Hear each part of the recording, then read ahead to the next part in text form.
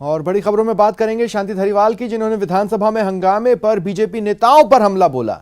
और बात करेंगे राजेंद्र राठौड़ की, जो राजनीतिक नियुक्तियों पर सवाल खड़े कर रहे हैं। साथ ही बताएंगे हिजाब को लेकर मरुधरा में कहां प्रदर्शन हुए, और बताएंगे कैसे मोबाइल ने खोला सांगानेर लूट कांड का राज। लेकिन शुरुआत इस वक्त की बड़ी खबर से। यह बड़ी खबर मिल रही है हनुमानगढ़ से। यहां एक छात्रा से छेड़छाड़ का मामला सामने आया, जिसके बाद बवाल जारी है। पीटीआई पर आरोप लगे हैं। पीटीआई पर यानी शारीरिक शिक्षक पर पीटीआई पर छात्रा से छेड़छाड़ का आरोप लगा है। जैसे ही यह खबर बाहर आई, ग्रामीण आक्रोशित हुए और मौके पर पहुंचे। आक्रोशित ग्रामीणों ने पीटीआई को घेर लिया। जैसे ही यह खबर पुलिस को मिली तो भारी पुलिस जाब्ता वहां पर भेजना पड़ा। भारी पुलिस जाब्ते के बीच किसी तरह बहुत मेहनत कर पुलिस ने पीटीआई को स्कूल से सुरक्षित निकाला। साथ ही प्रिंसिपल को भी किसी तरह स्कूल से सुरक्षित निकाला गया, क्योंकि ग्रामीण काफी आक्रोशित थे। तस्वीरें आपकी टीवी स्क्रीन पर है ही। पीटीआई को फिलहाल पुलिस गोगामेड़ी थाना लेकर आई है। नोहर के दीपलाना के राजकीय उच्च माध्यमिक विद्यालय में यह घटनाक्रम सामने आया है।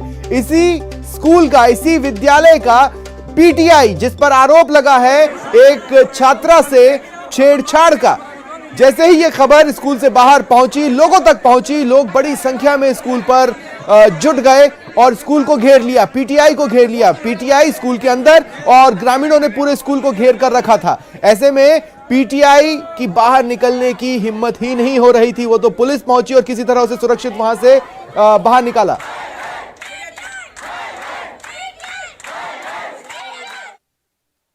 ये घटनाक्रम तो कुछ नहीं, जिस दिन इन्होंने ज्वाइनिंग की थी उसी दिन से ये ड्रिंक करके स्कूल में आ रहे हैं। और ना तो इनका जो पद है, ये पीटीआई का पद है, किसी बच्चों को ना तो खिलाया जाता है ना कुछ और लड़कियों को छेड़छाड़ का भी मामला है। आज लड़कियों ने बताया कि उनको भद्रता से व्यवहार किया गया है, उनके बच्चों के साथ मारपीट। ज्यादा जानकारी के लिए बात करेंगे सहयोगी राजू राम गढ़िया से। राजू, सिलसिलेवार बताएं किस तरह ये पूरा घटनाक्रम हुआ। जी, ये जिले के दीपलाना के राजकीय उच्च माध्यमिक विद्यालय का मामला है। और आज एक छात्रा ने घर जाके अपने परिजनों को बताया कि जो पीटीआई है ओम प्रकाश, वो छेड़छाड़ करता है, जाति सूचक शब्दों का इस्तेमाल करता है। इस पर ग्रामीण भड़क गए और ग्रामीण जब वहां विद्यालय में आए तो पीटीआई ने अपने आप को कमरे में बंद कर लिया और प्रधानाचार्य ने समझाइश की कोशिश की, मगर ग्रामीण भारी संख्या में आ गए और विद्यालय को घेर लिया। जिसके बाद वहां पर गोगामेड़ी थाना पुलिस आई, मगर पुलिस की समझाइश में बेअसर हुई और आखिर जब ग्रामीणों की भीड़ बढ़ती गई तो 3 थानों की पुलिस आई, भारी पुलिस जाब्ता लगाया गया और बड़ी मुश्किल से प्रधानाचार्य को भी और पीटीआई को, दोनों को पुलिस ने सुरक्षित निकाला। और पीटीआई को पुलिस फिलहाल गोगामेड़ी थाना लेकर गई हुई है। वहां पूरी पूछताछ हो रही है, क्या मामला है। और फिलहाल जो है अभी कोई मुकदमा दर्ज नहीं हुआ, मगर मुकदमा दर्ज करने की कार्रवाई भी शुरू हो जाएगी। सबसे बड़ी बात यह है कि ग्रामीणों का आरोप यह है कि जो पीटीआई है वो शराब पीकर हमेशा आता है, छात्राओं से छेड़छाड़ करता है, इसको निलंबित नहीं किया जाता। पहले भी कोई शिकायत की है। आज ग्रामीण भड़क गए और बड़ी मुश्किल से पीटीआई को और प्रधानाचार्य दोनों को। अगर पहले शिकायत की है तो जिले के शिक्षा अधिकारी को पता होगा कि आपकी उनसे बातचीत हुई है। जी बिल्कुल, शिक्षा अधिकारी जो ट्रांसफर हो गए नए आए, उनको बोला कि मेरे कार्यकाल का नहीं मुझे ध्यान, पहले कभी हुई है तो मुझे पता नहीं। और जो भी मामला हम जांच करवा लेंगे और अगर जांच में दोषी है तो बिल्कुल निलंबित भी किया जाएगा। ठीक है, अब क्या स्थिति है? क्या अभी ग्रामीण पीछे पीछे थाने तक आ गए? हालांकि आपने ये तो बताया कि गिरफ्तारी फिलहाल नहीं की है, फिलहाल ऐसा समझ ले कि हिरासत में लेकर पूछताछ चल रही है, लेकिन क्या ग्रामीण थाने तक पहुंच चुके हैं? क्या स्थिति है? जी बिल्कुल, ग्रामीण अब वहां से जो गांव से अपने घरों को चले गए हैं। फिलहाल ग्रामीणों को समझाइश की गई है कि आपकी जो भी मांग है मुकदमा दर्ज कर लिया जाएगा।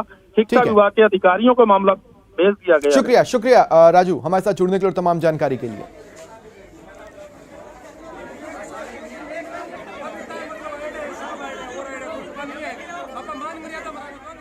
और एक और बड़ी खबर सुन लीजिए। अलवर में रेप का आरोपी फरार हो गया। नाबालिग से रेप का इस पर आरोप था और फरार हो गया। देखिए, बताया जा रहा है कि एक संतरी इस आरोपी को शौच कराने लेकर गया। यह आरोपी शौचालय का गेट खोलकर फरार हो गया। दरअसल जो संतरी था वो गेट बंद किए बिना दूर जाकर खड़ा हो गया था। उसे लगा कि मैं निगाह रख लूंगा, लेकिन आसानी से उसे चकमा देकर यह आरोपी वहां से भाग निकला, फरार हो गया। इस आरोपी, जिसका नाम है अकरम खान, एक नाबालिग से रेप का आरोपी है। फिलहाल इसकी तलाश में 3 टीमें लगाई गई हैं। लक्ष्मणगढ़ थाना पुलिस ने शुक्रवार को इसे गिरफ्तार किया था।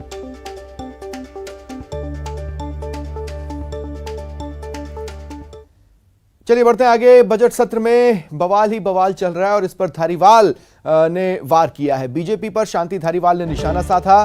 बीजेपी के हंगामे पर शांति धारीवाल ने वार किए हैं। उन्होंने कहा कि बीजेपी नेताओं में सीएम का चेहरा बनने की होड़ मची है, इसी के चलते बिना बात बीजेपी विधायक हंगामा करते हैं।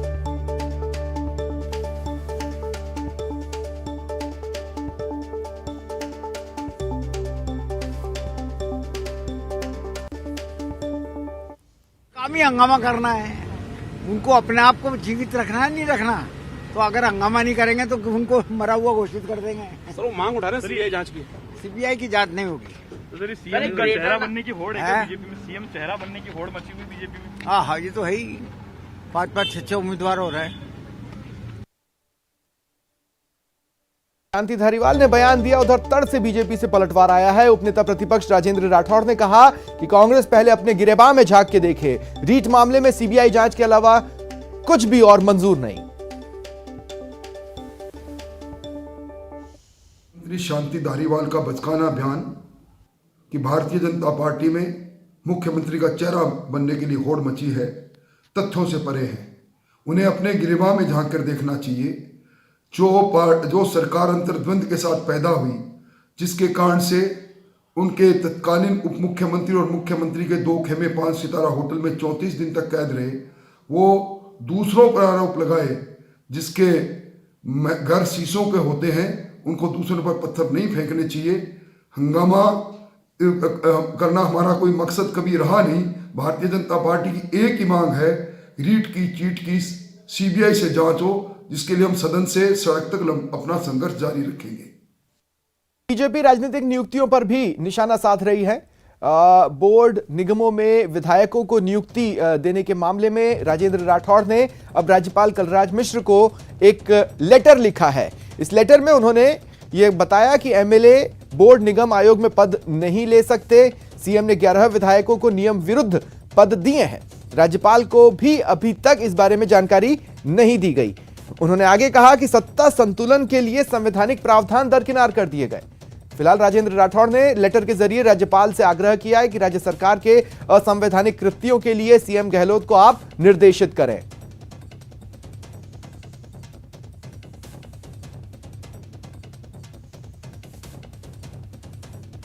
हिजाब मामले पर मुस्लिम संगठनों का बड़ा प्रदर्शन आज जयपुर में हुआ। एल्बर्ट हॉल पर मुस्लिम संगठनों ने प्रदर्शन किया। Jamaat e Islami Hind, GIO girls Islamic organisation of Rajasthan का यह प्रदर्शन रहा। हिजाब विवाद को लेकर यह प्रदर्शन किया गया है। हिजाब को लेकर भ्रांतियां दूर करने का वहां पर लोगों ने संदेश दिया। साथ ही वैलेंटाइन डे का भी इस दौरान विरोध किया गया। शाम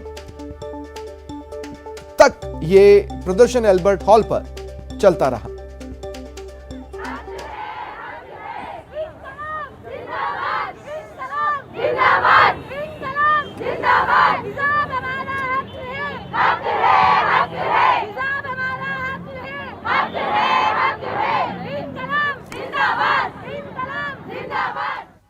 ये हमारा ट्रेडिशन है और ये हमारा नहीं, ये इंडियन ट्रेडिशन है। अपने आप को ढाक के रखना, ये हिंदुस्तानी संस्कृति और सभ्यता है जिसे हम आगे बढ़ा रहे हैं। तो उन्हें हमारी काबिलियत देखनी चाहिए, उन्हें हमारा ड्रेसिंग सेंस नहीं देखना चाहिए। हिमायत में हम यही कहना चाहेंगे कि it doesn't matter what we wear and it is a political right. ये हमारा तो कॉन्स्टिट्यूशनल राइट है कि हम कोई भी चीज वियर कर सकते हैं।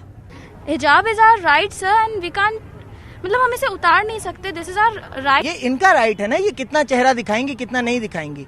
और उसके बाद जो इनके मुखालिफत में है वो भगवा गमछे डाले हुए लड़के हैं, लड़कियां कहीं विरोध नहीं कर रही हैं। हिजाब हमें नहीं रोकता कि हम अपनी कम्युनिकेशन स्किल्स रोके जाएं। Hijab is part of our life. और ये सभी जो हिजाब है ये सिर्फ ओनली ये नहीं कि किसी रिलीजन का है, ये फितरत की पुकार है। हमारे कपड़े हमारी फितरत की पुकार है। जैसे एक चीज को चुनने के लिए कहा जा रहा है हमसे, या तो एक बात बीकानेर की, जहां नगर निगम की बजट बैठक के दौरान बवाल हुआ। पार्षदों ने जमकर बवाल किया। कांग्रेस और बीजेपी के पार्षद बैरिकेडिंग के ऊपर से वेल में पहुंच गए, आपस में उलझ पड़े और तो और नौबत हाथापाई तक जा पहुंची। हद तो तब हुई जब कुछ महिला पार्षदों ने मंच पर जाकर महापौर को काले झंडे दिखाए और विरोध जताया।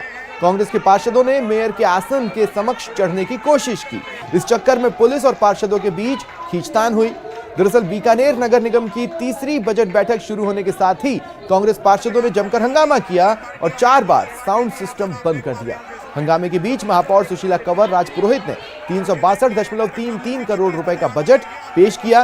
वेटरनरी ऑडिटोरियम में आयोजित इस बजट बैठक में निगम कर्मचारियों के लिए कॉलोनी, नगर निगम के नए भवन, महापौर निवास, नए पार्क समेत विभिन्न घोषणाएं की।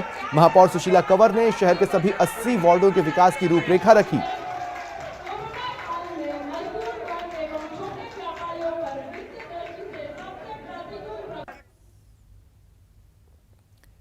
बजट और हंगामे को लेकर हमारे बीकानेर के छात्र छात्राएं हो, मेरी मातृशक्ति हो, वरिष्ठ जन हो या व्यापारी हो, सभी को छूता हुआ सरल और सुलझा हुआ बजट है, जिससे मुझे लगता है आम जन को सभी को राहत मिलेगी। ऐसे छोटे छोटे प्रोजेक्ट्स हैं जो कि तुरंत धरातल पे आएंगे।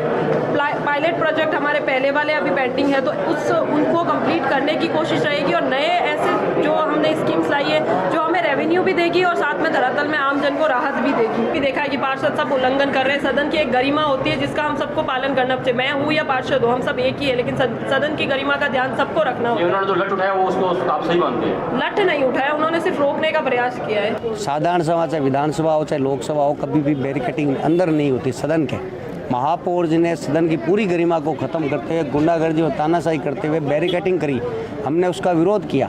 साथ साथ ही हमारी ये मांग थी कि जब बजट अभिभाषण पढ़ा जा रहा है, बजट पर चर्चा हो रही है, तो हमें माइक तो दें। लोकतंत्र में हमें बोलने का अधिकार है। विपक्ष में हम जनता की आवाज़ उठा रहे थे, महापौर जी ने माइक छीन लिया। महापौर जी ने गुंडागर्दी करते हुए बैरिकेडिंग कर दी।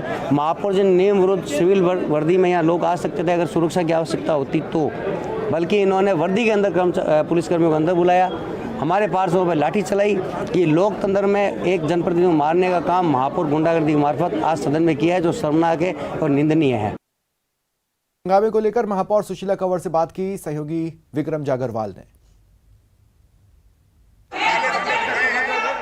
रखी गई है और इसमें करीब 300 करोड़ से भी ज़्यादा के प्रस्ताव जो हैं वो मेयर ने यहाँ रखे हैं, लेकिन हंगामा काफ़ी रहा। मेरे तो क्या बात है कि बजट की जो बैठक थी उसमें भी जो है कांग्रेस के पार्षद हंगामा करते रहे। देखिए, मैं यही कहूँगी कि पार्षदों को ऐसा नहीं करना चाहिए। अगर बजट बीकानेर के विकास का बजट था, आप उसमें अपनी भागीदारी निभा सकते थे, अच्छी चर्चा कर सकते थे, जिससे कि कुछ और अच्छे आइडियाज़ हमको मिलते। लेकिन हर बार की तरह इस बार भी ऐसा कुछ नहीं हुआ। उन्होंने ना बजट को अभिभाषण को सुना, ना अपने सुझाव दिए।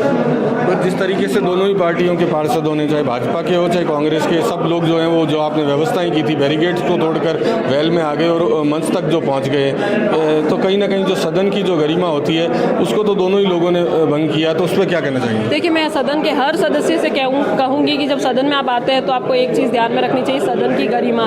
उसको बनाते हुए आप जो प्रश्न पूछने चाहिए या जो करना चाहिए वो कर सकते हैं, लेकिन जिस तरह से बैरिकेड तोड़ के हमने कोरोना के प्रोटोकॉल की पालना करने के लिए बैरिकेड्स लगाए थे ताकि पार्षद एक साथ एकत्रित ना हो, लेकिन उन्होंने उसको भी अवहेलना की है। और कांग्रेस पार्षदों का सीधा सीधा आरोप है कि मेयर जो है वो केवल बजटों की घोषणाएं करती है, ना तो पहले की जो घोषणाएं हैं वो पूरी हुई है। शहर के विकास की बात या जो वार्डों में भेदभाव की बात जो कांग्रेस के लोग कह रहे हैं, उसी का ये रोष है और इसके लिए वो चाह रहे थे कि उन सब मुद्दों पर बात हो। मैं ये कहूँगी कि ऐसा कुछ नहीं है। मैं जब से मैंने कार्यभार संभाला है, हमने सबको एक माना है। हर एक वार्ड में काम हुआ है, चाहे वो कांग्रेस पार्टी के पार्षद है तो उनके भी अगर इनकेस इमरजेंसी है तो 55 लाख 25 लाख 8 लाख एक्स्ट्रा काम हुए एक ही वार्ड में। तो मैं ये नहीं कहूँगी, मैं उनको ये कहूँगी कि आप विकास में सहयोग दें। ऐसे भेदभाव जिससे वो एक साइकोलॉजी बना लेना कि विपक्ष में है तो हमें ये चीज़ें करनी है, नहीं, हम समानता के साथ आगे बढ़ रहे हैं, बीकानेर के विकास को बढ़ावा दे रहे हैं, तो उन सबकी भी मैं सहयोग की उम्मीद करती हूँ। तो बिल्कुल देखिए, ये थी मेयर सुशीला कंवर राजपुरोहित, जिनका ये साफ कहना है कि वो जिस तरह के प्रोजेक्ट इस बार बनाए गए हैं वो आने वाले दिनों में ज़रूर पूरे किए जाएंगे और कहीं ना कहीं जो सरकार की तरफ से भी बार बार आयुक्त बदल दिया जाता है उससे भी जो है वो नगर का विकास जो है वो प्रभावित हुआ है। बीकानेर से न्यूज़ 18 के लिए विक्रम जागरवाल। और वक्त चला एक छोटे से ब्रेक का। ब्रेक के बाद बताएंगे कैसे 1 करोड़ की लूट का हुआ पर्दाफाश।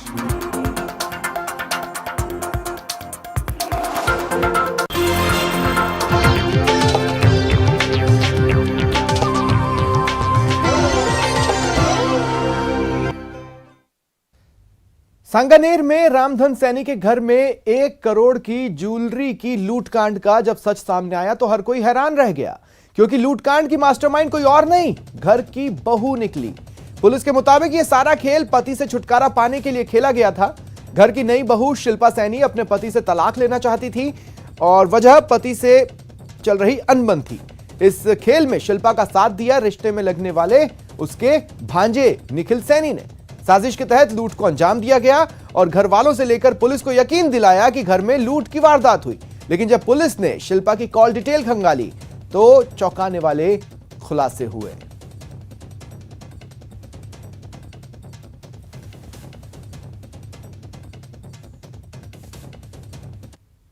जो कि रिश्ते में इस मजरूबा के का भांजा लगता है, उसका भी यहाँ ना पाया गया। उससे अनुसंधान किया तो ये पूरी वारदात सामने आ गई और इसका जो कारण सामने आया वो ये सामने आया कि ये लड़की जो थी अपने पति से डिवोर्स चाहती थी, अनबन थी इनकी घर में। तो इनको लगा कि अगर ये संपत्ति यहाँ से ले जाएंगे और उसके बाद में डिवोर्स हो जाएगा तो अलग से उनके पास में अपनी एक प्रॉपर्टी हो जाएगी।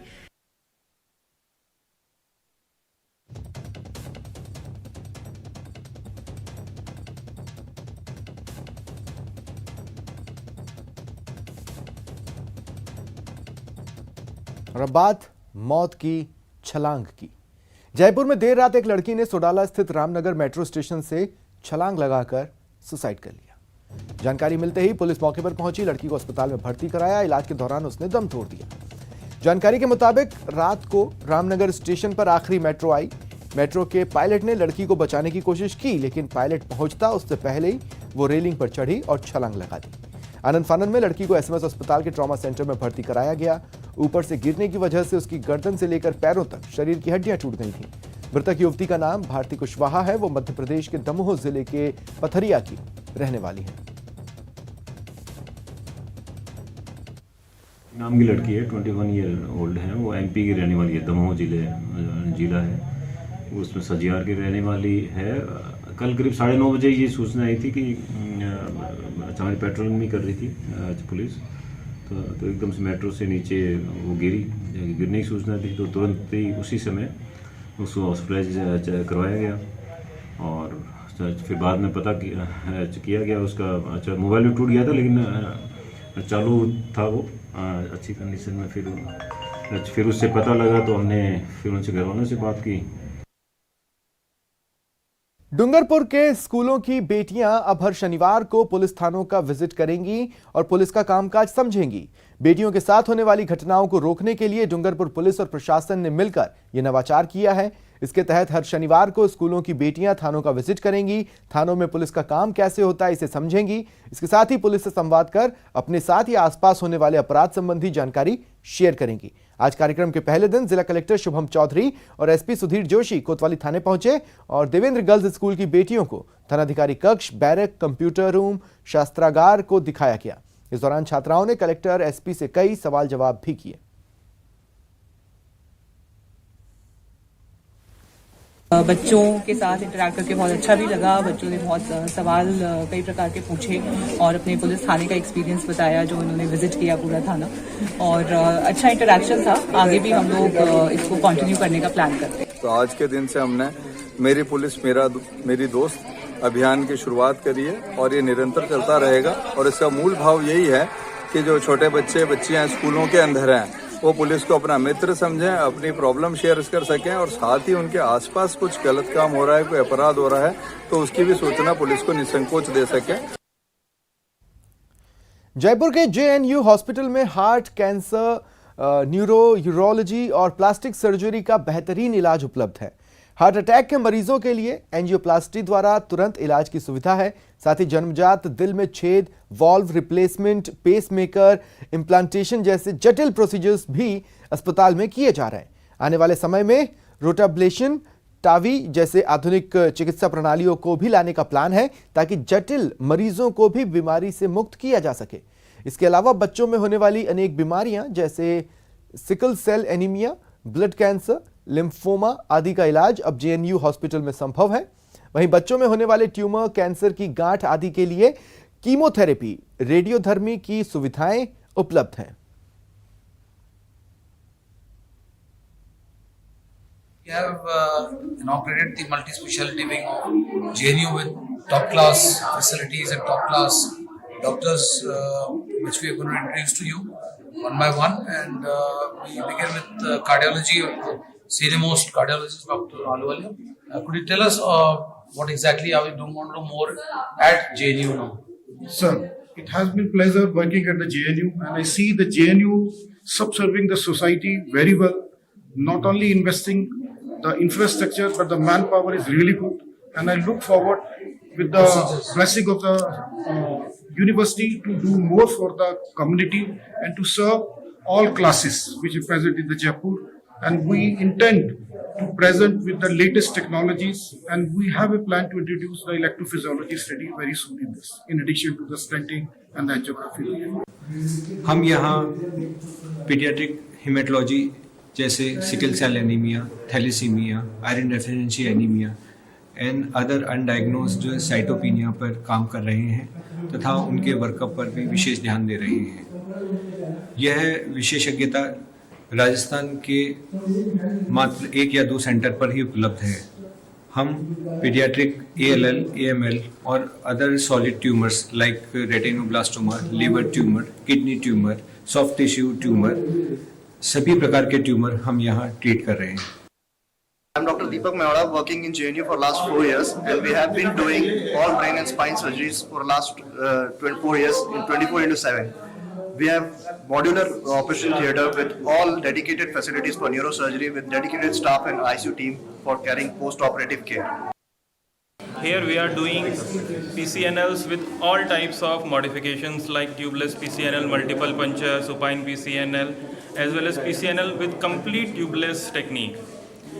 We have a state-of-art modular OT for urology dedicated. I was working in JNU since last 6 years. We have done a lot of reconstructive and cosmetic surgeries at JNU. But now, as a new venture, we have started a state-of-the-art hair transplant center and cosmetic surgery center at JNU, which will give benefits to all strata of the society. राष्ट्रीय मरु महोत्सव का 2022 का उम्मीदों की नई उड़ान की theme पर आगाज होगा। मरु महोत्सव का आगाज बालागढ़ दुर्ग के पास सालम लागर पर शिव मंदिर में पूजा अर्चना कर विधिवत किया जाएगा।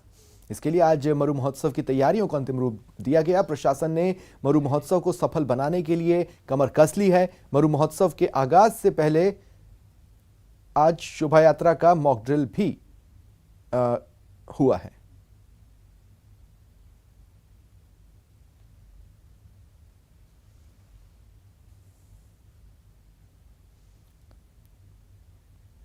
फिलहाल इतना ही। नमस्कार।